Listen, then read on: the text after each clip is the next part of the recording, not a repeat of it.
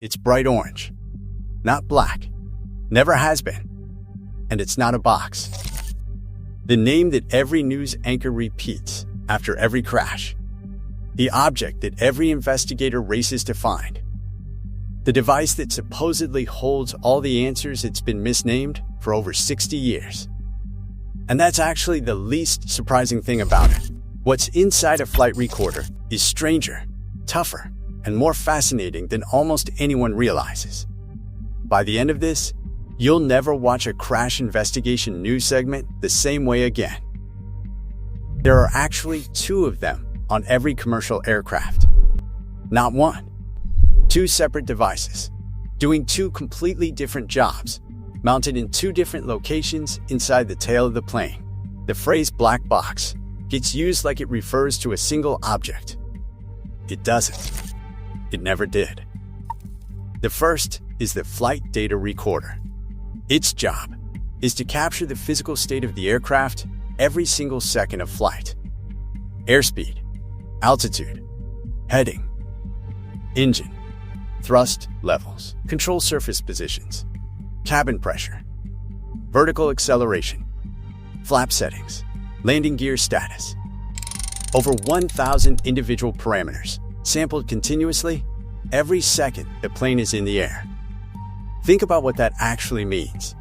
It's like a doctor simultaneously monitoring your pulse, your blood pressure, your oxygen levels, your brain activity, and 88,000 other vital signs every single hour you're alive. Except the patient is a Boeing 747 on a transatlantic route, and the consequences of a missed reading are considerably higher than a missed heartbeat. Older recorders captured around 30 parameters. Early regulations in the 1960s required only 5. Today's mandatory minimum is 88. Modern aircraft often record well over 1,000. The growth of that number tells the entire story of how aviation learned from its worst days. The second device is the cockpit voice recorder. It captures a continuous loop of audio from the flight deck. Every conversation between the captain and first officer. Every radio call to air traffic control. Every automated warning that fires from the aircraft's own systems. Every mechanical click, hydraulic thud, and change in engine pitch the microphones can detect. It stores the last 2 hours of audio on a rolling loop, constantly overwriting older material with new recordings. 2 hours. That number was chosen deliberately after decades of accident analysis.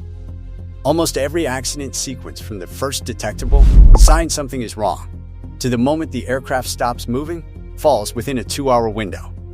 Long enough to capture the complete picture, short enough that the storage stays reliable. Now here is where common sense completely breaks down. If these 2 devices are the most important objects aboard the aircraft, after an accident, why aren't they mounted at the front of the plane where recovery teams can reach them immediately? Why not build them directly into the cockpit, right next to the pilots generating the data? Because the front of the aircraft is precisely where you never want them. In the vast majority of serious aviation accidents, the nose absorbs the worst of the initial impact. It strikes the ground first. It compresses first. In a post-crash fire, the cockpit area reaches lethal temperatures within minutes. Placing the recorders there would be the engineering equivalent of storing your most critical documents in the room of your house, most likely to burn down first. The tail survives, statistically, structurally, and repeatedly across decades of accident investigation. The tail section of a commercial airliner is the most survivable zone in a high-energy impact. The physics of a forward impact concentrate destruction toward the nose.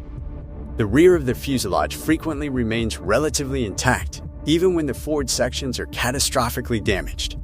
So both recorders are mounted as far aft in the fuselage as the aircraft design allows, bolted into reinforced structural brackets, surrounded by the densest framing on the entire airframe, positioned deliberately in the zone most likely to still exist when investigators arrive. But location alone is not enough, because what happens to that tail section in a serious accident can still be devastating. So engineers built the recorders to survive what the aircraft itself cannot. The outer shell of a modern flight recorder is constructed from stainless steel and titanium alloy. Inside that shell, the memory module is wrapped in a separate layer of high-temperature insulating material, then enclosed again within a second hardened inner housing. It is a device inside a device inside a device, like a set of nesting safes, each layer engineered to absorb force, each one designed to fail last. To earn certification, every recorder must pass a physical punishment sequence that sounds more like deliberate destruction than a quality test. It must survive a crush load of 5,000 pounds of force, applied from multiple directions simultaneously. That is roughly the weight of a full-size pickup truck, pressing inward from every axis at once, against a device the size of a hardback novel. It must withstand an impact shock of 3,400 times the force of gravity. A fighter pilot pulling hard through a turn experiences around 9 times the force of gravity and is on the edge of blacking out. 3,400 times that value, delivered in a fraction of a second, and the memory module cannot lose a single data point. It must endure 30 continuous minutes inside a fire burning at 2,012 degrees Fahrenheit. Aluminum, the primary structural material of the aircraft surrounding it, melts at around 1,200 degrees. The fuselage panels, floor beams, and seat frames will have liquefied long before the recorder's memory is threatened. It must survive full submersion in salt water at a depth of 20,000 feet for a minimum of 30 days. The pressure at that depth would collapse most structures not specifically engineered for it. Several recorders have been recovered from depths exceeding that threshold, pulled from ocean floors that had never seen human-built equipment before. Every one of those tests maps directly to a real accident scenario. The requirements exist because the crashes happen first, and there is one final feature that transforms a surviving recorder into a recoverable one. An underwater locator beacon is bonded to the exterior housing of each device.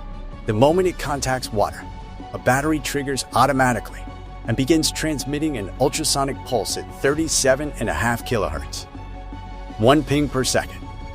Every second, for a guaranteed minimum of 30 days. Search vessels drag hydrophone arrays through the water, listening for that pulse in the dark. In calm conditions, a properly equipped vessel can detect the signal from roughly 2 miles away, 30 days. After that, the battery dies, the pinging stops, and the ocean gets very quiet. Air France Flight 447 disappeared into the South Atlantic Ocean in June of 2009. The flight recorders were not recovered until April of 2011, nearly 2 years later. From a depth of over 12,000 feet, the data inside was completely intact. 2 years on the floor of the Atlantic, under pressure that would crush a steel drum flat. In salt water corrosive enough to dissolve metal over time. And every parameter, every timestamp, every data point, still there. Now picture the recovery process at the other end. A salvage team delivers a warped, heat-scorched, pressure-dented orange cylinder to an investigation facility. The exterior looks destroyed. The mounting brackets are bent beyond recognition. The paint is completely gone. It looks like nothing inside could possibly have survived. In the overwhelming majority of cases, everything inside survived. Technicians carefully removed the memory module from the damaged outer housing and connect it to a dedicated readout system. The extraction begins. Parameter by parameter, the recorded values convert into readable data streams. Airspeed across the entire flight. Altitude from takeoff to the final recorded moment. Engine performance on every power plant. Hydraulic system pressures. Control surface deflections showing exactly what the pilots were doing with the controls at every second. Autopilot status. Warning system activations. All of it time-stamped to fractions of a second.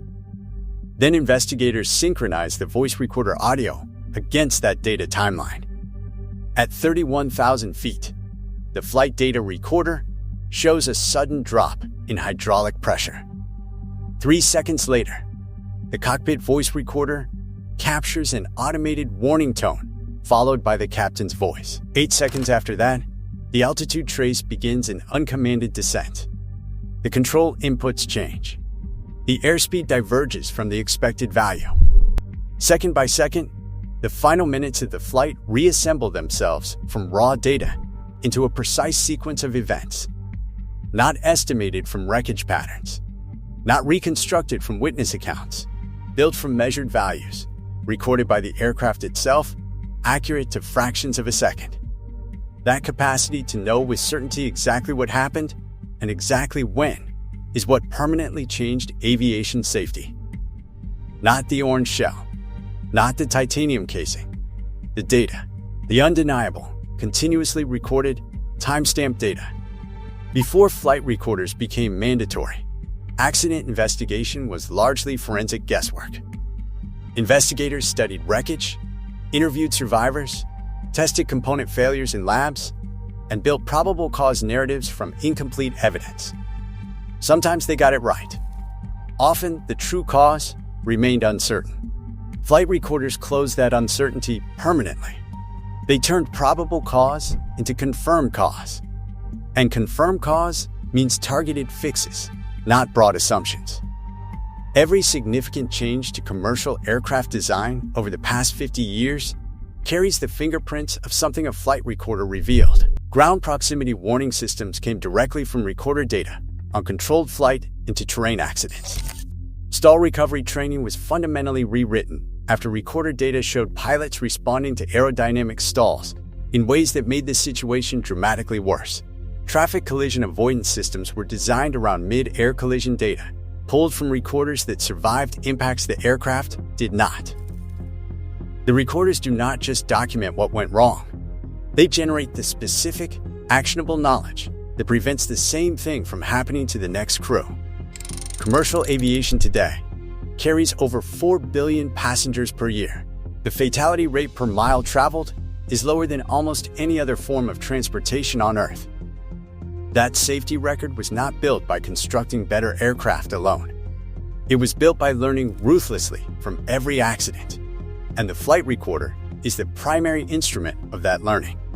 Here is the detail that stays with you long after everything else. The cockpit voice recorder captures everything spoken on that flight deck during the final 2 hours. Every word, every sound. And in the moments before a fatal accident, that recording captures something deeply human and entirely private. There is a long unresolved argument about who those recordings belong to. Aviation authorities hold them back from public release in most jurisdictions, protecting them strictly for safety investigation. Pilots' unions argue the recordings represent a fundamental privacy violation. Workers who never consented to have their final moments preserved and potentially broadcast. Families of victims have sought access. Courts have fought for disclosure. Recordings have been leaked, published in transcript form, and played in open proceedings against the explicit objections of safety investigators, who argue that publicizing cockpit audio will make future crews less candid and ultimately make flying less safe. The data belongs to everyone working to prevent the next accident, but the voices belong to people who had no idea they were recording their last conversation. That tension does not resolve cleanly. It sits at the center of every major crash investigation, and it has never been fully answered. If that pulled at something in you, the systems behind modern aviation are full of moments exactly like this, where engineering precision and deeply human questions land in exactly the same place at the same time. The Orange Box is just the beginning. Subscribe, and we will